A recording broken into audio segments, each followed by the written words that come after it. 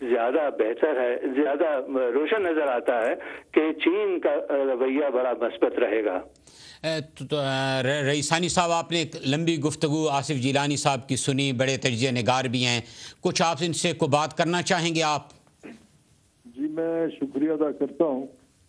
گیلانی صاحب کا کہ بلوچستان کے جو موجودہ صورتحال ہے اور اس کے ساتھ ساتھ سن 48 میں جو پہلا بغاوت آپریشن ہوا اور جناح صاحب کے ساتھ جو ایگریمنٹس ہوئے اور بلوچستان کا تاریخی جو حیثیت تھا بر صغیر سے ہٹ کے اور انگریزوں کے زیر تسلط نہیں تھا، یہ ایک سچ اور حق کی بنیاد پہ انہوں نے بات کی۔ یقیناً جب بھی ہم مرض کو سمجھ کے اور سچ کہیں گے تو اس مرض کا علاج ہو سکے گا، مگر کئی چیزوں میں مجھے اختلاف نہیں، میں کریکشن کرنا چاہتا ہوں اگر گیلانی صاحب اجازت دیں۔ ان کا شاید علم ان چیزوں پہ نہیں تھا، انہوں نے ایک نظام کی بات کی کہ سرداری نظام۔ اصلاً جب ہم کہتے ہیں پارلیمانی نظام تو اس میں وزیر اعظم اور صدر اور یہ سارے معاملات ہوتے ہیں، تو کبھی ہم یہ نہیں کہیں گے کہ وزیر اعظمی نظام۔ اسی طریقے سے سرداری نظام ایز سچ کوئی وجود نہیں رکھتا، یہ قبائلی نظام ہے اور قبیلہ ایک بہت بڑے فیملی ہوتا ہے اور اس کا یقیناً ہر فیملی کا ایک سربراہ ہونا چاہیے، ہوتا ہے مشرق میں، تو کہیں کسی فیملی میں 5 ممبر ہوتے ہیں تو کہیں 50,000، تو یہ قبائلی نظام ہے، اس کو پہلے اس طریقے سے دیکھا جائے۔ پھر جو کوتاہیاں ہیں ہمارے ریاست کے، جو کمیاں ہیں، جو زیادتی اور ناانصافیاں ہیں، جو پسماندگی عوام کا ہے خصوصاً بلوچستان کا، ہم کوشش کر کے اسٹیبلشمنٹ کے اس گناہ کو اور ڈکٹیٹرز کے اور نااہل حکمرانوں کے گناہ کو سرداروں پہ ڈال کر کے اپنے آپ کو بری ذمہ قرار دیتے ہیں۔ یقیناً یہاں مجھے اختلاف ہے۔ میں یہ عرض کرنا چاہتا ہوں کہ پاکستان کا جتنا بڑا سرمایہ لوٹا گیا اور بیرون ملک ہے اس وقت، پاکستان کے نظام کو دھرم برم کرنے والے پی آئی اے اور ریلوے اور سٹیل مل اور قومی اداروں کو برباد کرنے والے ان میں سے کوئی ایک بھی سردار نہیں ہے، تو یقیناً ہم اتنے بڑے جرم کا مرتکب سرداروں کو نہیں ٹھہرا سکتے ہیں۔ اب اس میں عرض یہ ہے کہ ہم نے کہا سرداروں نے جکڑ لیا ہے اور پسماندگی کا وجہ سردار ہیں، یقیناً اس طریقے سے نہیں۔ اس کا میں ذرا پس منظر میں عرض کرنا چاہتا ہوں، ہوتا یہ آ رہا ہے کہ سردار ایک سماجی نمائندہ ہوتا ہے روایتی طور پہ، اور اپنے دور میں یہ 19ویں صدی کے ابتدا میں اور 19ویں کے یعنی سن 40 اور 48 تک سردار جرگے میں، جس کو آج ہم نمائندہ اجتماع کہیں، پارلیمنٹ کہیں، اپنے قوموں کی نمائندگی کر کے ان کے مسائل کا حل تلاش کرتے تھے، اور جدید سیاسی اور پارلیمانی نظام میں بلوچستان کے اندر اکثر سیاسی لیڈر بھی سردار ہوا کرتے تھے۔ جب بھی سرداروں نے بلوچستان کے حقوق، اس کے معاشی اور سیاسی خود مختاری کے لیے آواز اٹھائی، تو پاکستانی اسٹیبلشمنٹ نے اپنے جبر ناانصافی کو چھپانے کے لیے اس ٹوٹل نظام کو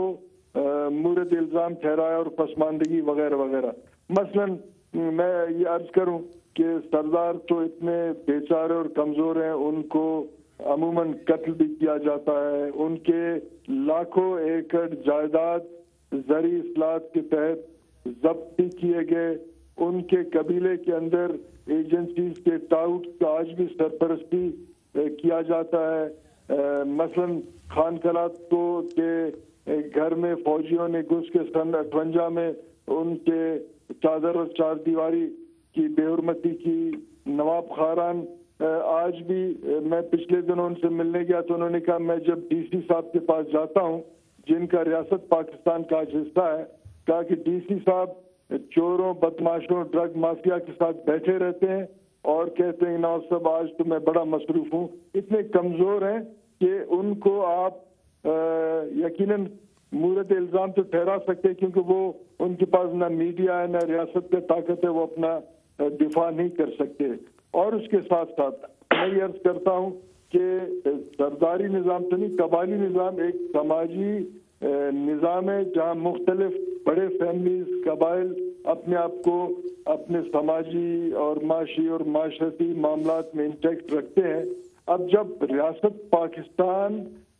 ناکام ہوا ہے ایک نئے سیاسی، انتظامی، سماجی نظام کو متعارف کرانے میں، ایک ٹرانسپیرنٹ، صاف ستھرا نظام جس سے عوام استفادہ کر سکیں، تو پھر ہم سرداروں کو مورد الزام ٹھہراتے ہیں. اگر نیا نظام آتا قبائلی نظام کے نعم البدل میں تو یقیناً آج لوگ اپنے مسائل کا حل، اپنے تحفظ کے لیے سرداروں کی طرف رجوع نہ کرتے بلکہ ایک ایماندار تھانے دار اور جج کی طرف جاتے. آج بھی پیچیدہ عدالتی نظام سے لوگ تنگ آ کے اپنے سماجی سربراہوں کے پاس آتے ہیں. اس کو ذرا میں کلیئر کرنا چاہتا تھا. اب عرض یہ ہے کہ یہاں ہوتا یہ آ رہا ہے کہ جب بھی ڈکٹیٹرشپ آیا ہے اور انہوں نے جن لوگوں کو جھکایا تو وہ جھک گئے، جن کو فزیکلی ایلیمنیٹ کی ان کو فزیکلی ایلیمنیٹ کیا، جن لوگوں نے ریاستی اسٹرکچر کے اندر حقوق بلند کیے تو ان کو شاید برداشت کیا ہوگا. مگر کچھ ایسے لوگ ہیں، قبائل ہیں، جو تنگ آ کے اس تمام افراتفری سے وہ اپنے آزادی کے لیے آواز اٹھاتے ہیں، جس کا جرم میں یہ سمجھتا ہوں کہ اس کرپٹ نظام ڈکٹیٹرشپ، اور ڈکٹیٹرشپ ہمیشہ سامراجی، جاگیردارانہ، سرمایہدارانہ نظام کے وجہ سے اس ملک پہ مسلط ہوا، جس نے یہاں کے لوگوں کو مجبور کیا ہے کہ وہ بغاوت کریں. یقیناً پنجاب میں کیوں لوگ بغاوت نہیں کرتے، سندھ میں کیوں نہیں بغاوت کرتے؟ وہاں ایک سیاسی بغاوت ہوتا ہے جو لوگوں کو نظر نہیں آتا، کیونکہ وہاں وہ اس اسٹیبلشمنٹ کے خلاف بغاوت کرتے ہیں جو اسٹیبلشمنٹ ان کے رنگ، نسل اور زبان سے ہے. تو پھر نظام کے حوالے سے بغاوت کرتے ہیں، انتظامی اور قومی آزادی کے حوالے سے نہیں کرتے. بلوچستان کیونکہ اسٹیبلشمنٹ کے معاملات میں برابر کے شریک نہیں ہے، یہاں ہمارے پاس جرنیلوں کی ایک تعداد نہیں ہے، سیکٹریز کا نہیں ہے، اتنی بڑی آبادی میں بیوروکریٹس نہیں ہے، تو ہم یہ سمجھتے ہیں کہ باہر کے لوگ، بیرونی قوتیں ہمارے استحصال کر رہے ہیں، تو اس میں یہ رد عمل انتظامی اور قومی آزادی کے حوالے سے ہم آواز بلند کرتے ہیں. یہ اس کو اس طریقے سے سمجھا جائے. جی آصف جیلانی صاحب کو آپ سوال کرنا چاہیں گے رئیسانی صاحب سے؟ لشکری صاحب شاید میری اس بات سے اتفاق کریں گے کہ اور انہوں نے بڑے مدلل طریقے سے کوشش کی ہے سرداری نظام اور قبائلی نظام کی حمایت کی. اور دراصل جو آزادی سے پہلے بلوچستان کی آزاد حیثیت تھی وہ اسی بنیاد پہ تھی، کیونکہ سینڈمن جو اس علاقے کے وہ تھے انگریز حکمران، انہوں نے یہی نظریہ پیش کیا تھا کہ اس سرداری نظام کی بنیاد کے اوپر اس علاقے کو ایک الگ علاقے کی حیثیت سے رکھا جائے، برطانوی راج کے علاقے سے. اور لیکن یہ کہ میں رئیسانی صاحب سے اس بات کے اوپر کیا کہنا چاہیے اتفاق نہیں کروں گا کہ سرداری نظام سچ بلوچستان کے لیے بڑی کیا کہتے ہیں ترقی یا اس کا سبب بنا ہے، بلکہ میں یہ سمجھتا ہوں کہ یہ ذمہ داری تھی سرداروں کی، ان کی اپنی حیثیت اور اپنی اہمیت کے لحاظ سے، کہ وہ اپنے علاقے میں تعلیم کو عام کرتے اور جو ان کو حکومت کی طرف سے مراعات ملتی ہیں یا جو معاوضہ ملتا ہے مختلف چیزوں کا، اس کو صحیح طور پر عوام میں تقسیم کرتے اور ان عوام کو اس کا فائدہ پہنچتا. یہ سرداروں نے وہاں پر یہ کام انجام نہیں دیا، اور اسی وجہ سے جو محرومی کا ایک احساس ہے وہ بھی اس کی بھی ایک یہی بڑی وجہ ہے۔ اور صحیح طور پر اگر سرداری نظام کو وہاں کے عوام کی ترقی کے لیے اور تعلیم کے لیے اور دوسرے سماجی اصلاحات کے لیے استعمال کیا جاتا تو آج حالات مختلف ہوتے۔ تو یہ صورتحال ہے، اور ویسے تو بڑے مدلل طریقے سے، بڑے زبردست طریقے پر رئیسانی صاحب نے سرداری نظام کی حمایت کی ہے، لیکن یہ کہ اس کی جو منفی اثرات ہیں یا جو جس کی وجہ سے ترقی رکی ہے بلوچ عوام کی، اس کی طرف انہوں نے زیادہ توجہ نہیں دی۔ آصف جیلانی صاحب، ہم یعنی ایک بہت بڑا ایشو ہے سرداری نظام جو ہے، یقیناً پورے ملک کے مختلف ایریوں میں یہ موجود ہے۔ میں نے جی بالکل اسی طرح سے یہ نظام جو ہے آپ بڑے شاہی سندھ میں دیکھتے ہیں، اور یہ نظام جو ہے وہ پنجاب میں چودھری اور ان کا دیکھتے ہیں آپ، یہی نظام جو ہے قوانین کا ہے خیبر پختونخوا میں ہے، تو ملک جو ہے اس وقت پورا گرفتار ہے۔ آصف جیلانی صاحب، یہ آپ کو کوئی جواب دینا چاہیں گے رئیسانی صاحب؟ ٹرانسپیرنٹ نظام کا حصہ بنتے، میں نے اس طریقے سے یہ کہا، لیکن مجھے یہ سمجھ نہیں ہے کہ کس سردار کو اس ریاست نے کتنے مراتب دیے ہیں۔ یہ مراتب مجھے ذرا گنوا دیں تو مجھے یقیناً خوشی ہوگی۔ سب سے بڑی مثال تو یہاں کوئی خاص مراتب نہیں، اور اگر آپ ریاست کلاس کے دور کے سسٹم کو دیکھیں تو سرداروں نے اور خان آف کلات اور جو اپنے علاقوں کے سربراہ تھے اس نے اپنے وسائل، میرے خیال میں ہم اگر اس سرداری نظام کی باس میں پڑ گئے نا جی، ہم اپنے ایشو سے نکل جائیں گے۔ دہائی کے آپ لیڈرشپ کو دیکھیں، رئیسانی صاحب، وہ زیادہ ایجوکیٹڈ، زیادہ اہل اور زیادہ ایماندار تھا کہ جنرل ضیاء-ال-حق کے ماشاء اللہ کے بعد آج اکثر کے سندات جعلی ہیں، جہاں وہ سردار بھی اکثر نہیں ہیں، اور اکثر لوگ کرمنلز ہیں جن کو ایجنسیوں نے لا کے مسلط کیے۔ میں یہ کہہ رہا ہوں کہ اگر ریاست ایماندارانہ معاملات کو چلاتا تو سرداری نظام ایولوشنری پروسیس سے آج ضم ہو کے ایک قومی نظام کی طرف جاتا، جہاں لوگ اپنے مسائل کے تلاش ریاست کے مشینری میں کرتے، نہ کہ اپنے سماجی سربراہوں کے مشینری میں کرتے۔ میں نے اس طریقے سے اس تمام ایشو کو رکھا، اور اگر ان کو بدستور اختلاف ہے تو میں ان کا احترام کروں۔ نہیں، مجھے اختلاف نہیں ہے، مجھے ذرا سا اس کے اوپر ہے کہ میں یہ سمجھتا ہوں کہ سرداری نظام میں اتنی تقویت تھی پاکستان بننے کے بعد کہ واقعی بلوچستان کے عوام اگر صحیح طور پر سرداری نظام کو استعمال کیا جاتا، اور خاص طور پہ تعلیم اور سماجی معاشرتی نظام کے سلسلے میں، تو آج بہت ترقی ہو چکی ہوتی۔ لیکن یہ کہ میں یہ سمجھتا ہوں کہ حکومت پاکستان نے بھی ان سرداروں کو اتنا ہی محدود رکھا، اور سرداروں نے بھی اسی میں اپنے آپ کی وہ سمجھی کہ وہ کچھ زیادہ آگے عوام کے لیے، عوام میں شعور جگانے کے لیے نہ کریں تاکہ ان کی سرداری برقرار رہے۔ آصف جیلانی صاحب، آپ کی طرف واپس آنا چاہوں گا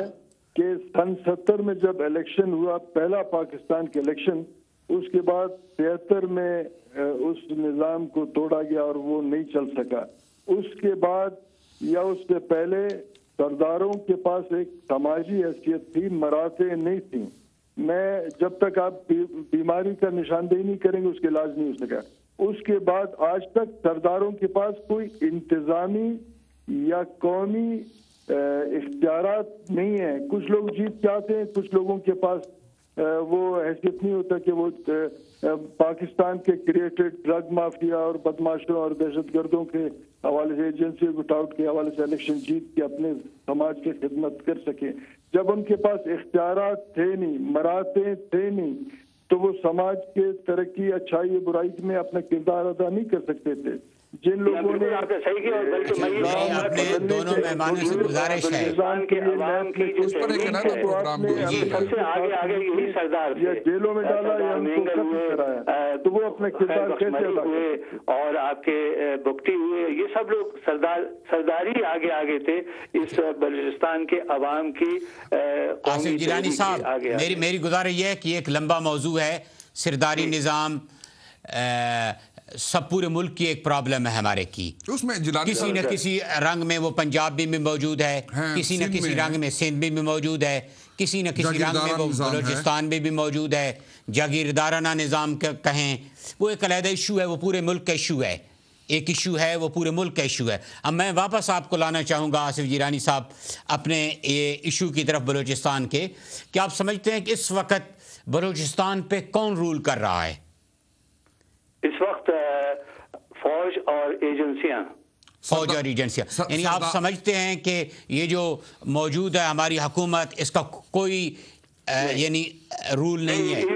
اب بلکہ وہ تو اسلام آباد کو چھوڑیے، آپ خود کوئٹہ میں جو حکومت ہے اس کو کوئی اختیار حاصل نہیں ہے جی، یعنی یہ پورے 4 سال کے اندر ایجنسیاں اور فوج ہی رول کرتی رہیں۔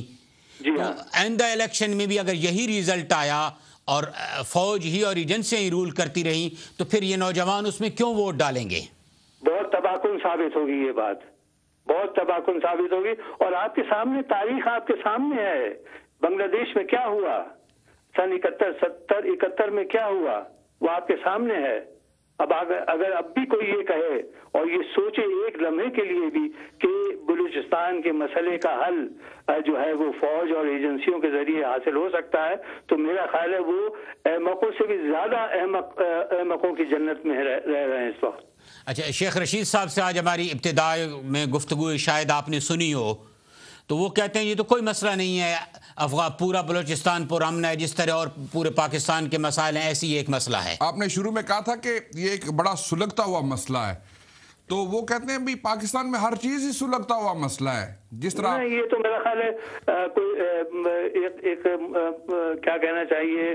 کوئی سنجیدہ بات نہیں ہوئی ہے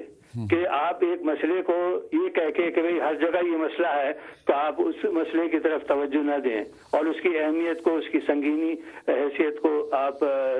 تسلیم نہ کریں، تو یہ تو میرا خیال ہے کوئی بڑے مزہ کا خیز انداز ہے یہ حالات کو دیکھنے کا۔ انہوں نے کہا کہ بندے دھماکے پورے ملک میں ہو رہے ہیں، قتل و غارت پورے ملک میں ہو رہی ہے، کراچی میں ہو رہی ہے، خیبر پختونخوا میں ہر روز دھماکہ ہوتا ہے اور ہمارے فوجی سپاہی لوگ آپس میں لڑ رہے ہیں، ٹارگٹ کلنگ جو ہے وہ ہو رہی ہے کراچی میں، تو یہ تو پورے ملک کا مسئلہ ہے، بلوچستان اس سے کچھ علیحدہ تو نہیں ہے۔ ہاں، مگر اس تشدد میں اور یہاں کے حالات میں بہت فرق ہے، ہر جگہ جو ہے مختلف انداز ہے تشدد کا، اور اس لحاظ سے اس کو ایک اس پہ نہیں رکھا جا سکتا کہ یہ وجہ ہے اس کی۔ تو میں یہ نہیں سمجھتا کہ اگر یہ کہے کوئی کہ چونکہ قبائلی علاقے کے اندر جو ہے وہ تشدد ہے تو دوسری جگہ بھی تشدد جائز ہے، نہیں، میں نہیں سمجھتا یہ، اس کو صحیح طور پہ سمجھنا چاہیے، اس کے صحیح مسائل کو کہ قبائلی علاقے میں جو تشدد ہے اس کی اصل وجہ کیا ہے، اس کی وجہ کہ کس طرح سے آپ نے پورے ملک کو جو ہے افغانستان کی جنگ میں جھونک دیا اور اب اس کا آپ اثرات اب بلوچستان میں بھی محسوس ہو رہے ہیں۔ آپ سمجھتے ہیں پاکستان کا میڈیا اس ایشو کو ایز اے ایشو کے طور پر کتنی کوریج دے رہا ہے؟ جی بہت کم، کیونکہ دیکھیے میڈیا کے بھی اپنے اپنے مفادات ہیں اور میڈیا جو ہے اب ایک وہ بات نہیں رہی جو قیام پاکستان کے فوراً بعد میڈیا کی صورتحال تھی۔ جیلانی صاحب، میڈیا تو کہتا ہے ہمیں ابھی تو آزادی ملی ہے، ابھی تو وائبرنٹ ہوئے ہیں، ابھی تو میڈیا آزاد ہوا ہے، ابھی تو میڈیا نے اپنا پورا کردار ادا کرنا شروع کیا ہے۔ جی، میڈیا تو یہ کہہ رہا ہے، میڈیا نے جو کردار ادا کرنا شروع کیا ہے اس میں بھی ایک اپنے مفادات ان کے وابستہ ہیں الگ الگ، اور میں نہیں سمجھتا کہ صحیح طور پر میڈیا جو ہے وہ اس مسئلے کو اجاگر کر رہا ہے یا اس مسئلے کے حل کے لیے کوئی تجاویز پیش کر رہا ہے یا لوگوں کے امنگوں یا ان کی خواہشات کا اظہار کر رہا ہے۔ صحیح۔ آپ اس کا حل اگر ہم کہیں کہ یہ 1 2 3 4 5 سٹیپس ہیں اس کے حل کے، تو ان میں سے پہلا سٹیپ آپ کون سا قرار دیں گے؟ پہلا سٹیپ یہ کہ جو فوج اور ایجنسیوں کی کارروائیاں ہیں وہ روکی جائیں. نمبر 2 جو باغی اور ناراض نوجوان ہیں ان کے ساتھ مذاکرات کیے جائیں، اور ان مذاکرات کے لیے سب سے پہلے ضروری ہے کہ ایک اعتماد کی فضا بحال کی جائے. مثلا اس اعتماد کی فضا کے لیے کیا کیا جائے؟ مثلا ان کا مین مطالبہ آپ کیا سمجھتے ہیں کیا ہوگا؟ یہی کہ جو فوج کی کارروائی ہے اور ایجنسیوں کی جو خفیہ کارروائیاں ہیں وہ ختم ہوں. بالکل اگر فوج اور یہ ایجنسیاں پیچھے ہٹتی ہیں، وہاں پر کتنے لوگ جو ہیں اغوا کیے گئے ہیں وہاں پر، تو آخر یہ کیا ملک کا حصہ ہے کہ ایسا لگتا ہے کہ جیسے یہ ملک کا حصہ نہیں ہے بلکہ کوئی غیر ملک ہے، اور وہاں پہ جس طرح سے فوج اور ایجنسیاں کارروائی کرتی ہیں یہ سمجھ کے کہ بہت بڑی زبردست وہ محب وطن قوت ہے اور وہ ان کو مار کے ختم کر کے یہ مسئلہ حل کر سکتی ہیں. بڑی مہربانی آصف جیلانی صاحب، آپ نے ہماری رہنمائی کی آج کے پروگرام کے لیے. اور سردار صاحب نوابزادہ لشکر رئیس ثانی صاحب، ہم آپ کے بھی شکر گزار ہیں کہ آپ یہ صبح کے 3:15 بج گئے ہیں، لیکن بلوچستان ایشو کے لیے آپ ہماری رہنمائی کرتے رہے اور پورے پروگرام میں آپ ہمارا ساتھ دیتے رہے. آپ آخری پیغام ممکن ہے یہاں پر ارباب اختیار کو، دوسرے لوگوں کو، بلوچستان کی عوام کو، پاکستان کی عوام کو کیا دینا چاہیں گے؟ ویسے بھی حاجی صاحب جو مغرب کی طرف سے آواز جاتی ہے اسے ہمارے حکمران بڑی توجہ سے سنتے ہیں. کیا دینا چاہیں گے آپ پیغام؟ میرا عرض یہ ہے کہ حکمران جو اس وقت حکومت کی شکل میں ہے یا وہ حکمران جو پراسرار ہماری قوتیں ہیں، ان کو بلوچستان کو سنجیدگی سے لینا چاہیے، بلوچستان کے لوگوں کا احترام کرنا چاہیے، بلوچستان کو وسائل کے شکل کے میں نہ دیکھیں کہ وہاں کیا وسائل ہے، وہاں کون لوگ بستے ہیں اس کو سمجھا جائے، اور ان جو زخمیں لگی ہمارے لوگوں کو، جو دکھ اور تکلیف ہیں، اس کے ازالہ کے لیے اپنا کردار ادا کریں. ساتھ ساتھ اہل بلوچستان کے لیے یہ میرا پیغام ہے کہ بلوچستان کے تعلیمی اداروں کو بلوچستان کے لوگوں کے روحانی مرکز ہونے چاہیے. احتجاج بلوچستان کے لوگوں کا حق ہے، اس کو منظم اور پرامن ہونا چاہیے. جب احتجاج کے دوران پورا بلوچستان بند ہو تو اس وقت تعلیمی ادارے کھلے ہوں تاکہ اس قوم کا مستقبل کو ہم روشن رکھیں، اور وہ اس خطے میں اتنے بڑے اقتصادی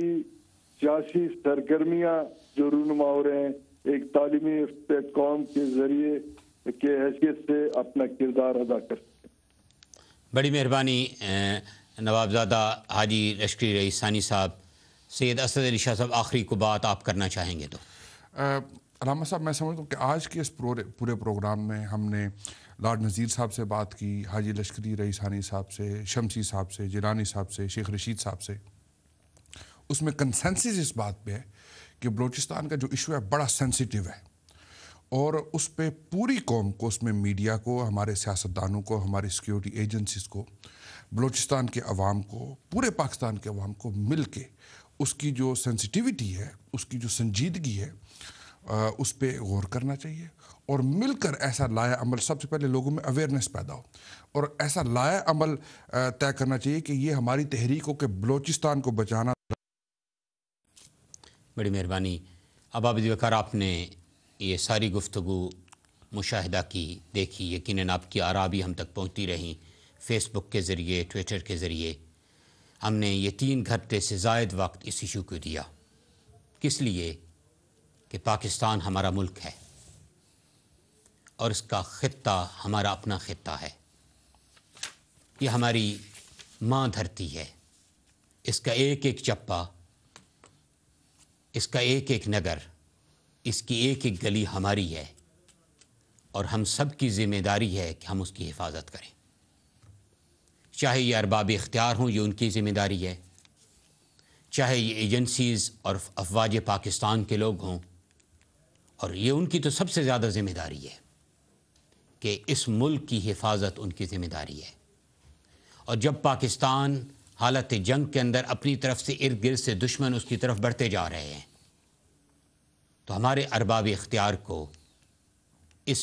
بلوچستان کی سرزمین کی طرف توجہ دینی چاہیے۔ اور یہ سرزمین آج بار بار اسے پکار رہی ہے،